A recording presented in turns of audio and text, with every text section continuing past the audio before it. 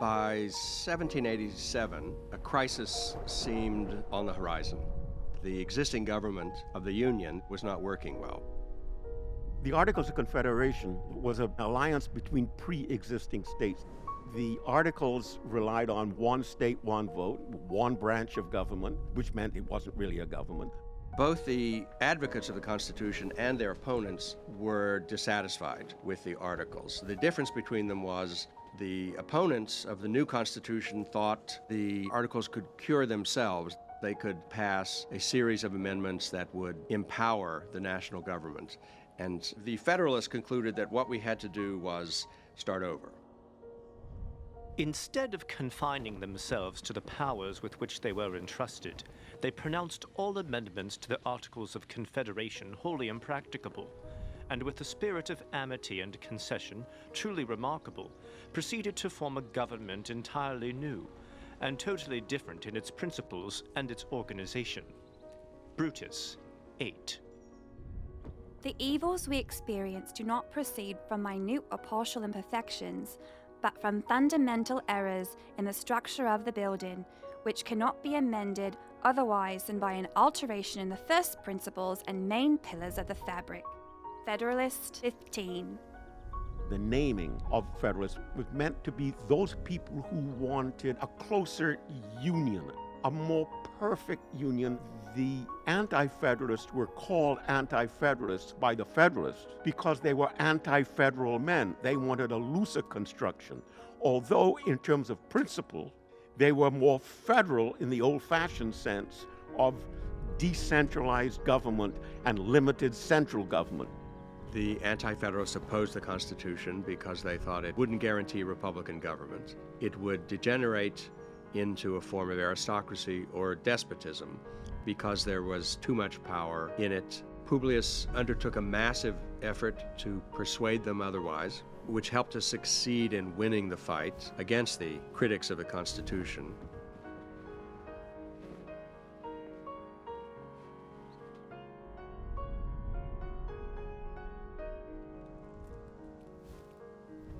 After an unequivocal experience of the inefficacy of the subsisting federal government, you are called upon to deliberate on a new constitution for the United States of America.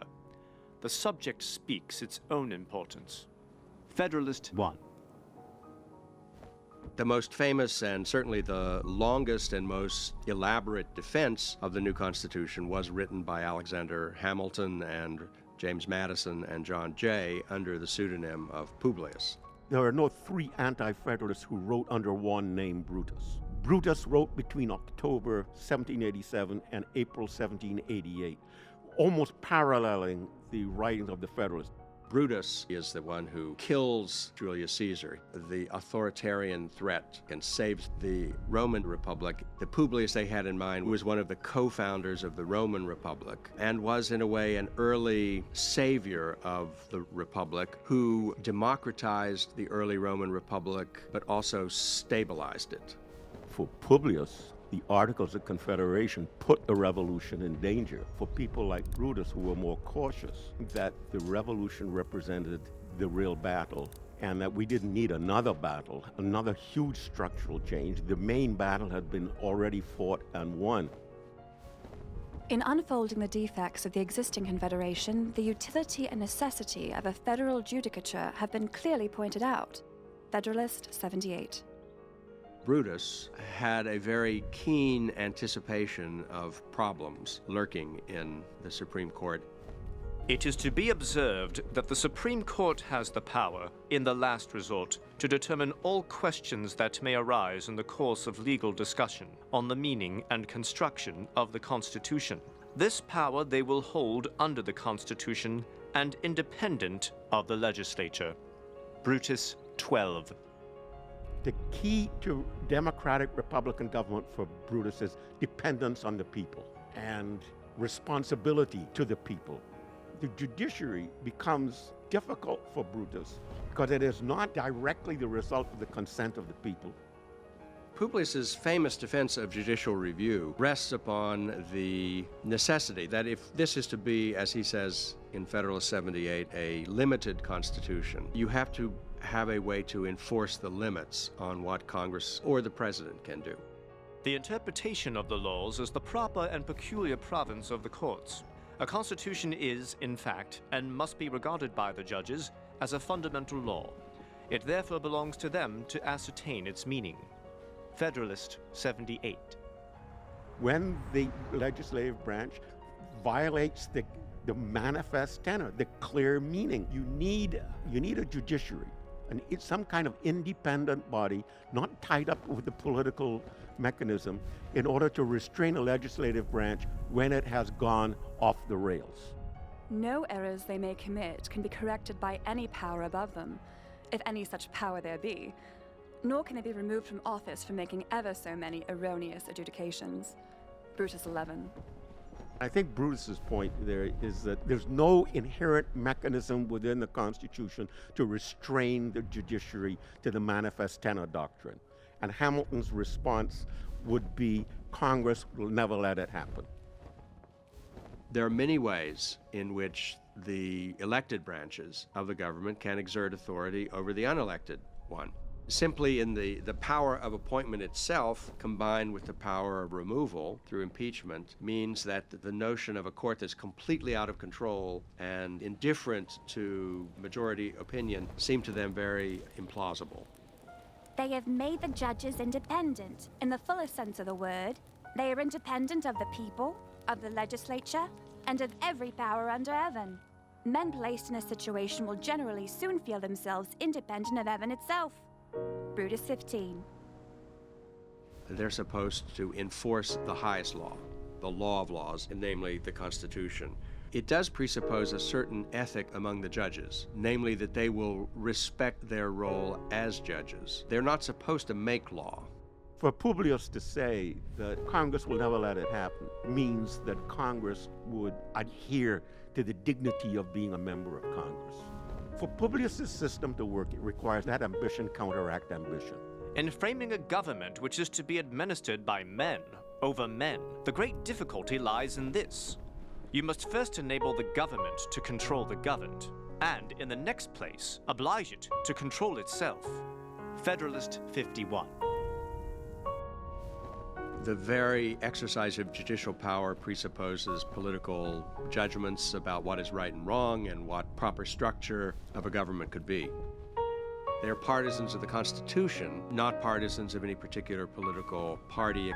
The only thing that got the Constitution over the hump in regard to the judiciary was the promise of a Bill of Rights. There's something wrong. That's Brutus's whole theme. With each branch is something wrong. So in the end, we need a Bill of Rights. We don't need classical virtue.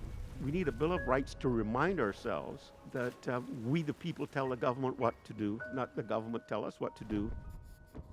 Unfortunately, one of the reasons that Brutus, in fact, has turned out to be in many ways correct is because the Congress itself defers to the judiciary, that somehow we live under the Constitution, but the Constitution is what the judiciary says it is. Congress believes that. Many presidents believe that. And the judges certainly believe that. And that is Brutus's prediction. The opinions of the Supreme Court, whatever they may be, will have the force of law, because there is no power provided in the Constitution that can correct their errors or control their adjudications. Brutus 11. The court is not so strong when it is being confronted by a popular branch of government that has the people behind it, which I think confirms Publius's basic argument that in that kind of confrontation, ultimately the democratic branches win over the court. The problem in recent history has been that the democratic branches approve of the court's activism more often than they don't. And Brutus's prediction is one branch will become dominant. You can't keep this equilibrium up. It has the potentiality for one branch to take over the main role of the other two branches. But when this power is lodged in the hands of men independent of the people and of their representatives, and who are not constitutionally accountable for their opinions, no way is left to control them but with a high hand and an outstretched arm. Brutus 15. It's the rejection of Publius's constitution that has made Brutus's prediction seem true under contemporary circumstances. I think what the Federalists attempted to do was to make the judiciary independent of the regular political process of Congress and the president without making the judiciary independent of the people themselves or the system itself. That is, can you distinguish between politics and judging? That's very, very difficult to do. From the courts of justice, the general liberty of the people can never be endangered from that quarter. I mean so long as the judiciary remains truly distinct from both the legislature and the executive. For I agree that there is no liberty if the power of judging be not separated from the legislative and executive powers. Federalist 78.